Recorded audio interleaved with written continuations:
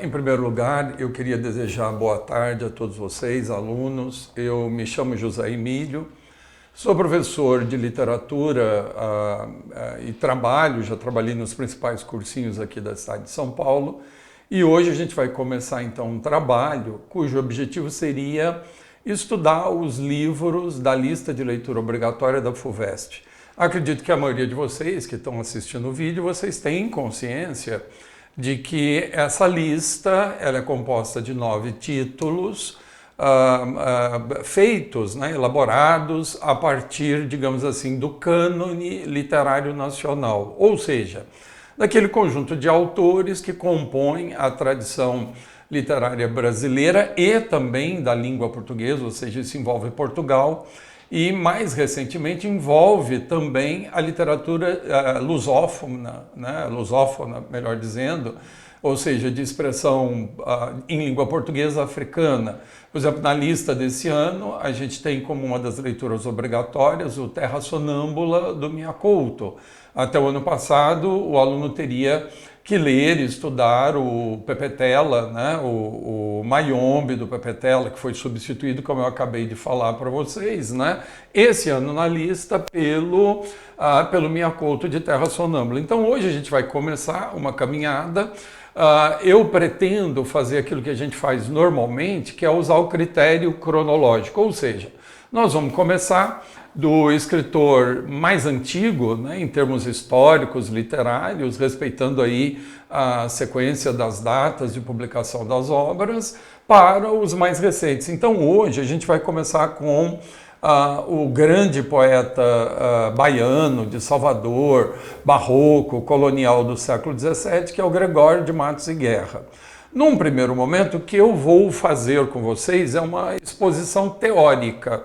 Eu vou expor alguns temas, alguns tópicos, algumas questões que são fundamentais para que o aluno consiga realmente entender o universo literário e cultural no qual a obra do Gregório de Matos foi produzida, e na sequência eu gostaria muito de ler com vocês alguns poemas. E eu adotei como critério, em função do formato que nós estamos usando, eu vou ler basicamente com vocês alguns sonetos, porque são poemas, digamos assim, mais curtos e que permitem, então, ao professor explorar os temas essenciais com os quais ele tem de lidar, Lembrando, gente, que eu acho que isso é fundamental e todo aluno tem que ter consciência disso, que nenhuma aula, por melhor que seja, substitui a leitura. Então, o objetivo também do curso seria estimular em vocês, o desejo, a vontade da leitura, ou seja, dizendo de outra maneira, eu espero que ao analisar os textos, apresentar o autor, eu ofereça algumas ferramentas de aproximação ao autor que permitem então ao aluno caminhar sozinho com as suas próprias pernas na leitura e, obviamente, na futura execução das questões do vestibular, Isso posto, então, a gente vai começar com Gregório de Matos e eu vou apresentar então para vocês o primeiro slide, de uma série que nós temos que fazer, que nós vamos percorrer. E aí eu queria primeiro então observar o seguinte: eu acho que a maioria dos alunos, a maioria de vocês, já deve ter tido algum contato com a obra do Gregório de Matos e, obviamente, vocês sabem que ele tem uma alcunha, ele tem um apelido que é O Boca do Inferno. Então, a primeira observação, que vai parecer meio boba para alguns de vocês, é o seguinte, A palavra boca, gente, ela é uma palavra muito usada no cotidiano, quer dizer, é uma palavra banal da língua portuguesa. E eu já vi muitas vezes em prova escrita, em prova redigida, o aluno num lapso escrever a boca do inferno, Então eu vou insistir nisso, a primeira coisa que eu vou insistir é o boca do inferno. A boca aqui está sendo usado no masculino, no sentido de o bocudo, maldito, dos infernos. Por quê? Por que o Gregório de Matos recebeu essa qualificação? Principalmente, gente, pela questão da poesia satírica que ele produziu. Bom, aqui já é um problemão que nós vamos ter que discutir daqui um pouquinho, não nesse momento, mas eu já vou apresentar para vocês, que é o seguinte: é impossível discutir o Gregório de Matos sem a gente fazer uma discussão prévia, sobre alguns fundamentos da teoria literária, entre eles a teoria dos gêneros, né? Sinto, na minha prática de professor ao longo desses anos, que a maioria dos alunos tem muita dificuldade, por exemplo, com conceitos como lírico, épico, dramático, satírico, que, digamos assim, é como se fosse o beabá da disciplina, assim, é o 1+1 da matemática, é a essência, né? Uma das coisas que a gente esperaria que um aluno, após um tempo regular de formação na escola, fosse capaz, né, de ler um texto, olhar para o texto e falar, não, isso aqui é um texto lírico, não, isso aqui é épico, isso aqui é satírico, ou seja, quais são as marcas textuais, retóricas, discursivas, que me permitem dizer se um texto é lírico, se ele é épico, ou se ele é uma intersecção entre os dois. Então, eu não vou discutir isso com vocês agora, mas no decorrer da aula eu vou discutir. Mas então seria bom que o aluno soubesse, né, que o Gregório de Matos é um dos maiores poetas satíricos da língua portuguesa, tanto no Brasil quanto em Portugal, de todos os tempos. E uma coisa muito interessante, que se a gente pegar as últimas provas da FUVEST, mas não só, geralmente de toda a produção do Gregório de Matos, não é, que não é só satírica. Então nós temos o Gregório de Matos lírico, nós depois vou discutir com vocês a poesia também classificada como erótica e irônica, ou seja, o Gregório de Matos ele não se concentra apenas no gênero lírico, perdão, no gênero satírico, ele tem a produção lírica também, mas parece que digamos assim, eu não sei se é uma obsessão, não é propriamente uma obsessão, mas há um interesse maior nas provas pelo Gregório da poesia satírica. Por quê? Porque a poesia satírica, eu já vou anunciar um pouquinho para vocês, né? É uma poesia essencialmente crítica, é uma poesia de crítica.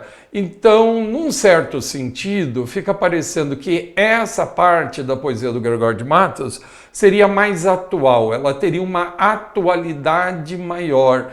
Então, isso, gente, nós percebemos até na alcunha, né? Quer dizer, mesmo entre os seus contemporâneos, a poesia satírica do Gregório de Matos parecia exercer, digamos assim, um maior interesse ou marcou mais a recepção da própria obra. Bom, isso posto, então, eu estou mostrando aí para vocês no slide a única imagem conhecida que nós temos do Gregório de Matos.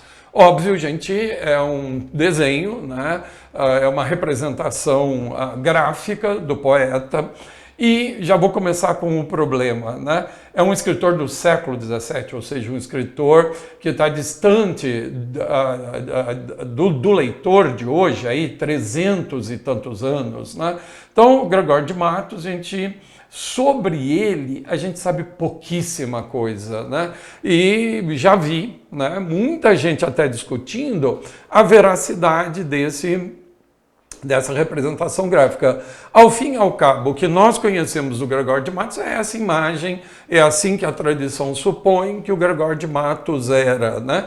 E aí depois, então, eu vou discutir um pouquinho melhor com vocês o quanto essa, digamos, ausência de informações mais precisas sobre o autor e sobre a obra interfere na compreensão do poeta. Bom, isso posto, gente, eu vou começar a fazer agora uma coisa com vocês, que sob alguns aspectos pode ser considerada ultrapassada, condenável, né, do ponto de vista teórico, que é o chamado biografismo literário. Ou seja, eu vou falar um pouquinho sobre a vida do Gregório de Matos, lembrando o seguinte, gente, que essa questão da biografia literária, ela foi muito usada como forma de esclarecimento, né, das obras, dos autores, principalmente no século XIX e no início do século XX, até a Segunda Guerra Mundial. Ou seja, a crença de que se você conhece a biografia do autor, você conhece a vida, você entende a obra, ou seja, a experiência do indivíduo esclareceria a sua obra e vice-versa, a obra iluminaria a experiência do escritor, né? Bom, a gente sabe, gente, isso é uma coisa que todo aluno que teve alguma formação literária sabe. Gente, que eu não preciso saber rigorosamente, absolutamente nada sobre a vida de um autor, porque se uma obra de arte é bem sucedida, né? Isso é um conceito fundamental da teoria estética e da teoria literária. Se uma obra de arte é bem sucedida, é uma boa obra de arte, digamos assim, bem realizada, ela vale em si, né? Gente, é a noção de autonomia da obra de arte, ou seja, vamos traduzir numa linguagem que possa ser acessível ao aluno. Gente, um soneto vale por ele mesmo. O sentido, a compreensão do soneto está dentro do próprio soneto. A compreensão de um romance, você vai ler o Quincas Borba. O Quincas Borba, ele tem dentro de si, ele tem dentro dele a sua própria regra interna de compreensão e elaboração. Traduzindo mais ainda, gente, principalmente o texto literário, é um construto de palavras, é uma construção com palavras.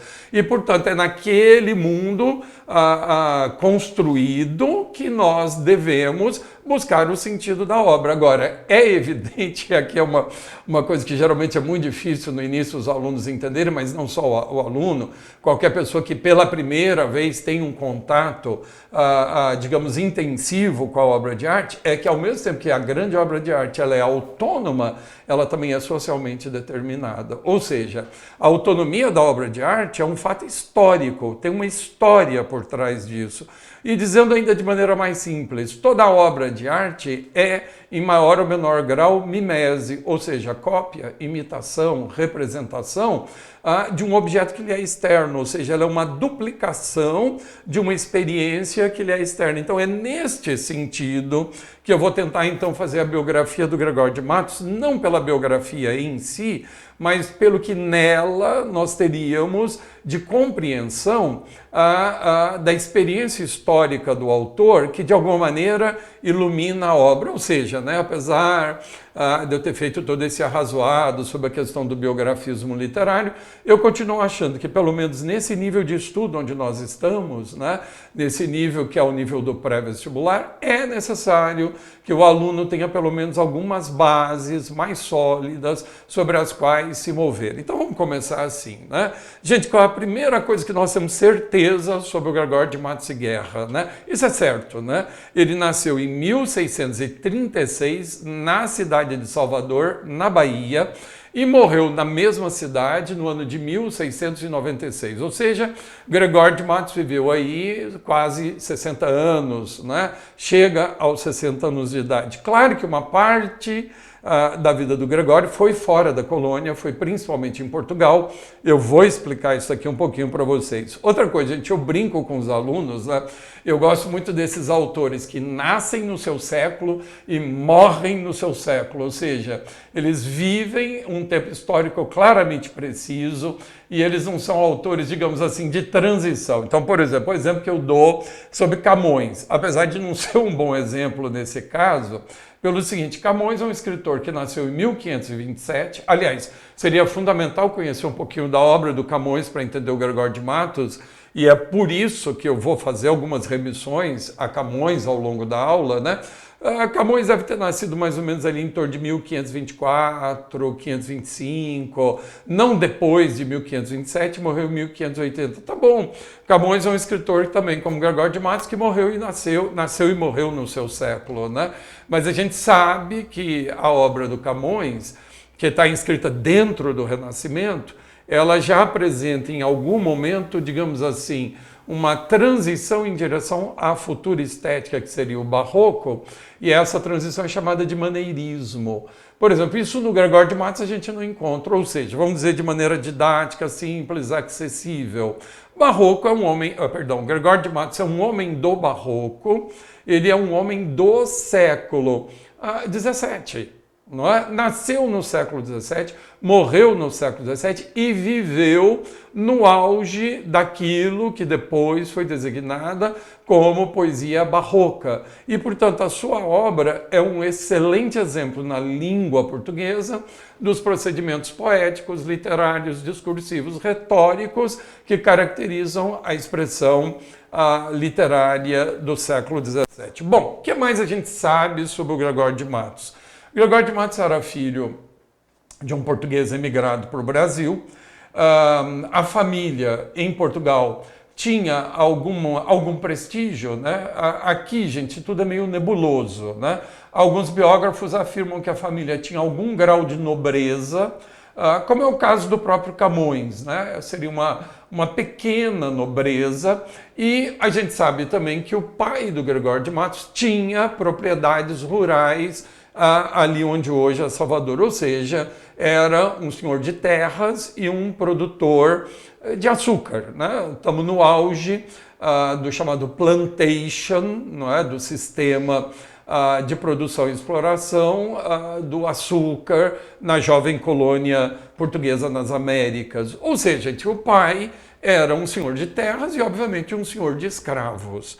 Num determinado, ou seja, vou dizer de maneira mais clara ainda, né, o Gregório de Matos, num certo sentido, pertence, né, à elite social da Bahia do século XVII. Bom, num determinado momento, em função justamente das posses do pai, o Gregório é transferido de volta para a colônia, né? E lá o Gregório vai fazer a sua formação, né? Que é basicamente uma formação jurídica.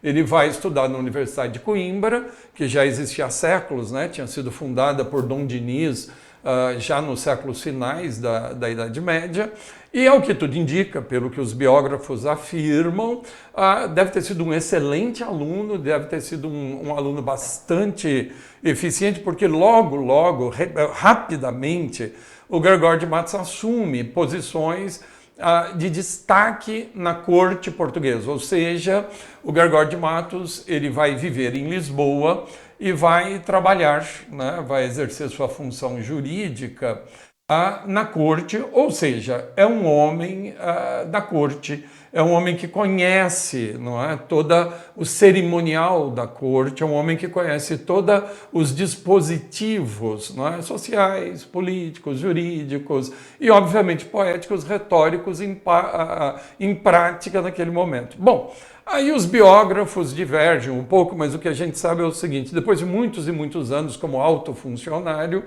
o Gregório de Matos, pelo que parece, né, pelo que os biógrafos dizem, ele teria tido algum desentendimento na corte e resolve voltar para a Bahia, onde ele vai permanecer o resto da sua existência aqui, né, ele vai morrer no Brasil com um pequeno intervalo no final da vida, que também por causa de questões políticas, não é?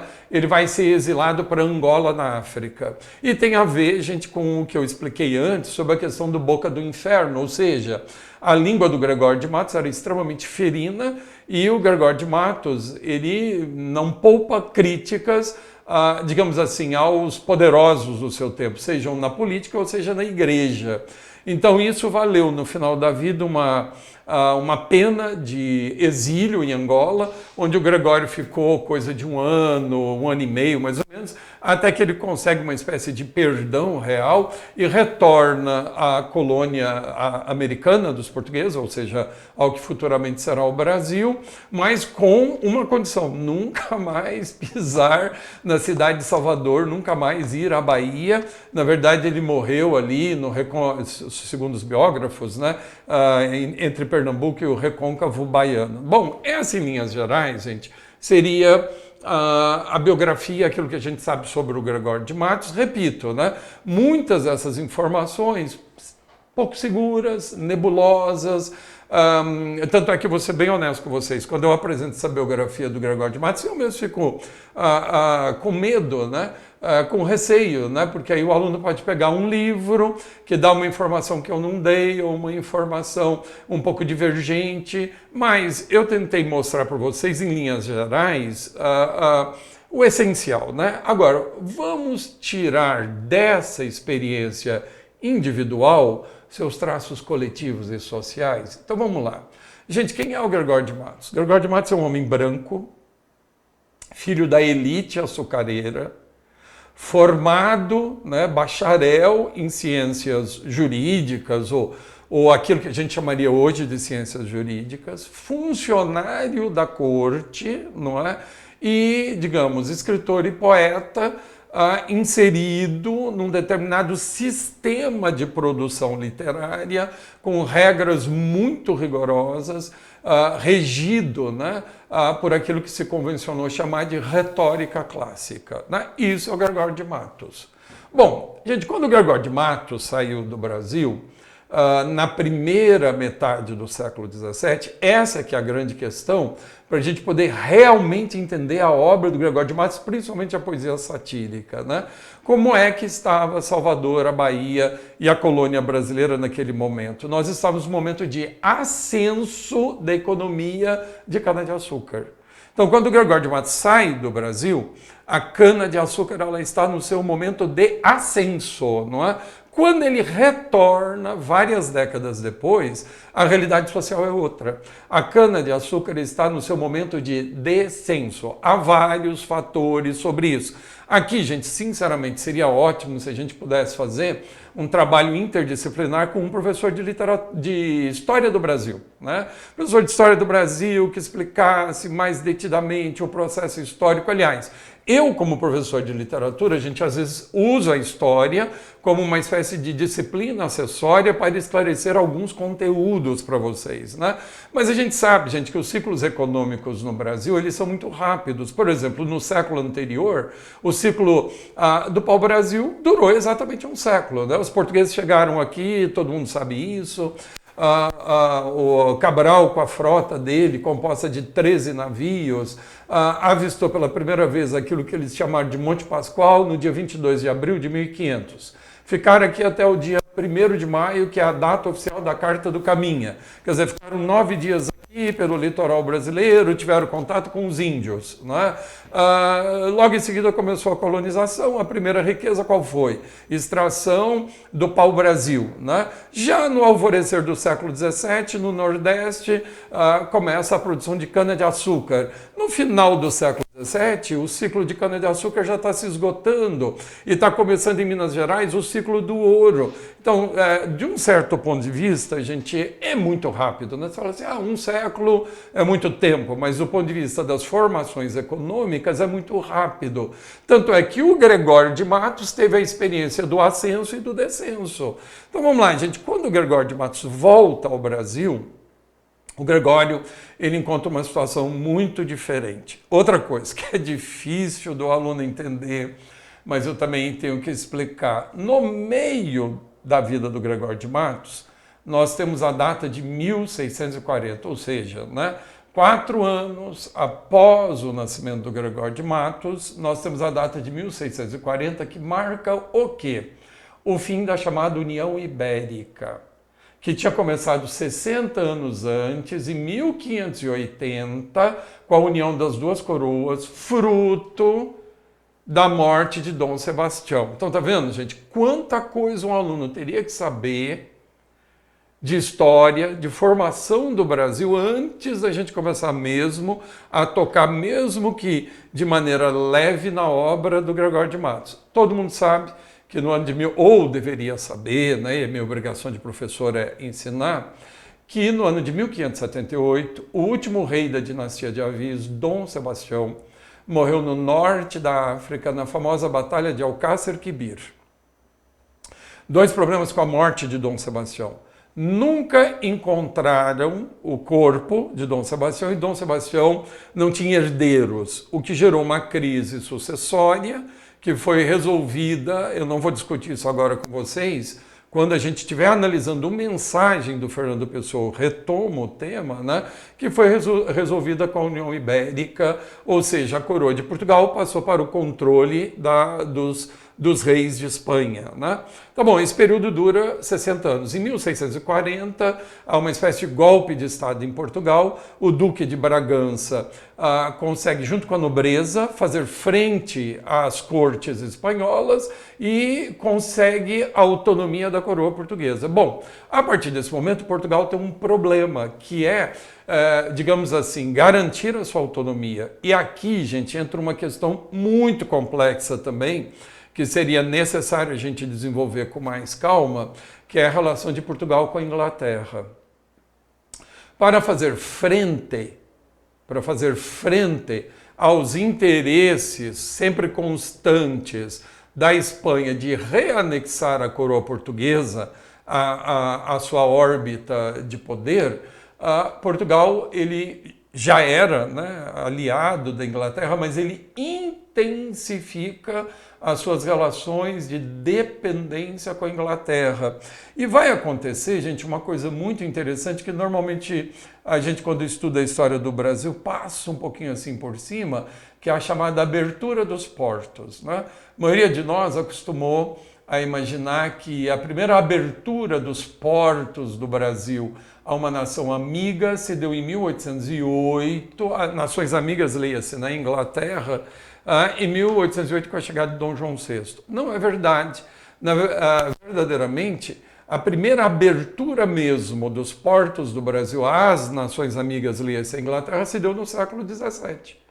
A coroa portuguesa começou a permitir que navios, não só portugueses, fizessem o comércio do açúcar. E ali, eu vou até explicar para vocês, tem uma palavrinha, quem for ler o Gregório de Matos, tem uma palavrinha que aparece muitas vezes na poesia do Gregório de Matos, que é brichote. Vira e mexe, a gente topa com a palavra brichote. No primeiro poema que eu quero ler com vocês, vocês vão topar com a palavra brichote. Tradução de brichote. Brichote é comerciante estrangeiro. E alguns estudiosos, né, da etimologia das palavras dizem que brichote seria uma espécie de corruptela de British, né, ou seja, de inglês. Então, brichote é uma forma pejorativa de falar do comerciante estrangeiro, principalmente inglês. Então vamos lá, gente. Quando o Gregório de Matos retorna, a economia da cana-de-açúcar já está em decadência. Um dos motivos é esse, né? Portugal não tem mais total controle sobre a máquina mercante que faz, não é, os negócios do açúcar. Outra coisa, tivemos a invasão holandesa, né? Mais um aspecto da história que seria bom desenvolver, mas que eu só vou citar, né? Vocês sabem que depois de muito esforço, os portugueses conseguiram expulsar os holandeses, que foram produzir um açúcar, foram continuar a produção de açúcar nas Antilhas e conseguiam produzir um açúcar, num certo sentido, de melhor qualidade do que era o produzido no Brasil e num preço melhor no mercado internacional. Isso faz com que o preço da mercadoria decline. Vou traduzir tudo isso que eu estou falando para vocês. A situação da elite branca açucareira do Brasil mudou muito. Então, já é uma elite econômica, social decadente. E é desta elite que o Gregório de Matos descende. Então, quando ele volta, ele encontra uma Bahia totalmente diferente daquela que ele viveu ou imaginava ter vivido, né? Ou seja, os produtores de açúcar estão na mão dos comerciantes. Aqui também, gente, eu tenho que introduzir um tema complexíssimo, dificílimo e tal, que é a questão do antissemitismo, né? Que é fortíssimo. Toda vez que a gente fala em antissemitismo, imediatamente vem na cabeça da gente o nazismo, né? Só que nós sabemos, gente, que o antissemitismo ele tem raízes fundas na Europa, né? E raízes que vêm desde o início da Idade Média.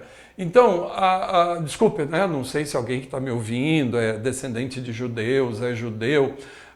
Gente, não tem como contornar o tema, a questão do antissemitismo e a ideia, né, de que o judeu é sempre um usurário, a ideia de que o judeu é sempre um agiota, né, um indivíduo que negocia com dinheiro. Isso é obviamente preconceito, a gente sabe disso, né, mas também, então na cabeça dos homens daquele tempo, né, a maioria dos comerciantes, ou uma parte dos comerciantes, estava ligada ao capital judaico. Bom, para eu terminar essa introdução com vocês, tem mais um aspecto também que a gente não pode ignorar na formação do Brasil, que é a questão da miscigenação. Ou seja, quando os portugueses chegaram aqui, o país, aquilo que seria futuramente o país, não era desabitado.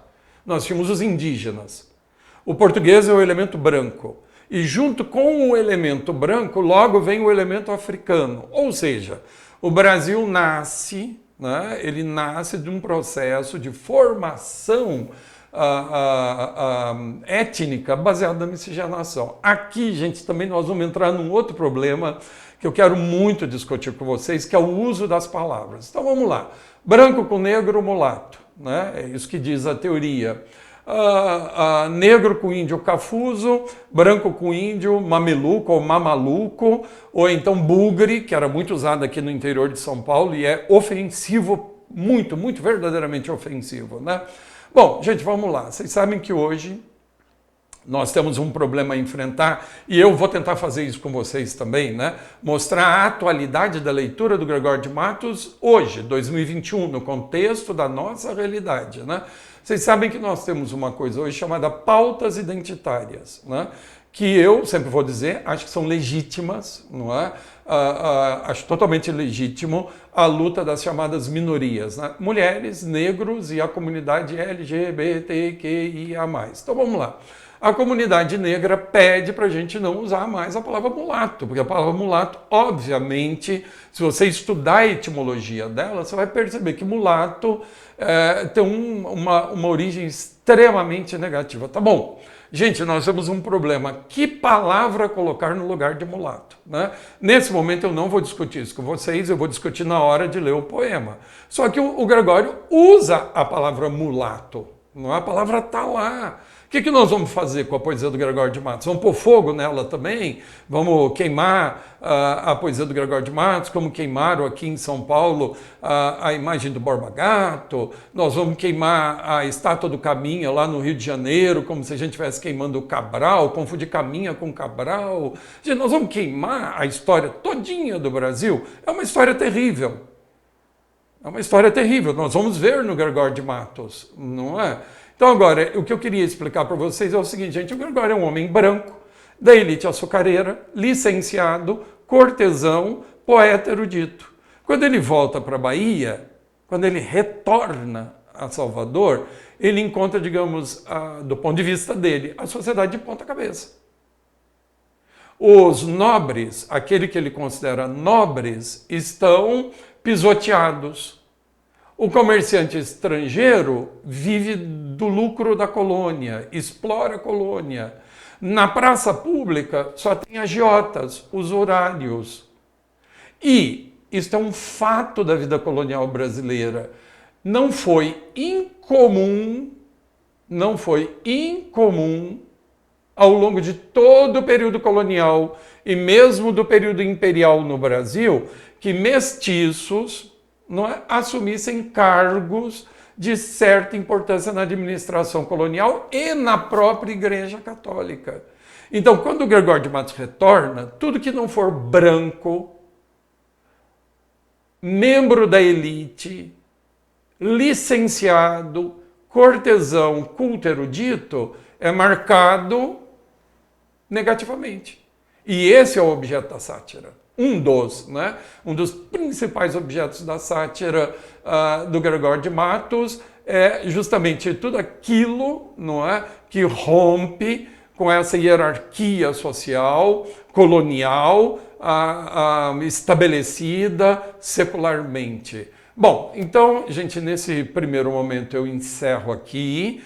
E no próximo, na continuação, eu pretendo então conversar ainda sobre algumas questões teóricas com vocês e retomo essas ideias que eu apresentei anteriormente, tá bom? Muito obrigado.